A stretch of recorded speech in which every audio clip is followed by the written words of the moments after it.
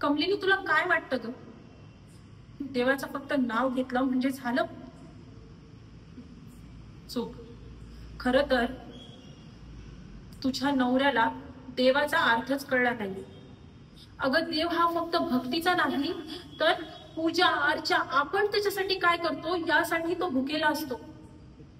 आता मला सांग, मी जर तुझ्यासाठी काहीच केलं नाही तर तू माझ्यासाठी काही करशील का? हा? नाही ना. तसंच देवाचं सुद्धा आहे. आपण त्याला काही दिले तरच तो आपल्याला काही देतो. आज आज बघ, आज आमच्या घरात हे सुखाचे दिवस, हे सगळं ऐश्वर्य का आहे? कारण आमचे हे देवासाठी सगळं काही करतात. पण तुमच्या घरात तसं काहीच नाहीये, म्हणून तुमच्या वाट्याला आज हे वाईट दिवस आले. आणि जर हे सगळं असं सुरू राहिलं ना, तर यापेक्षाही वाईट दिवस वाट्याला येतील.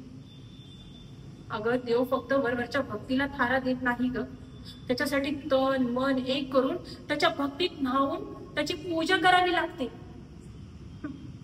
पण तुझ्या नवऱ्याकडून हे सगळं शक्य होईल असं वाटत नाही मला.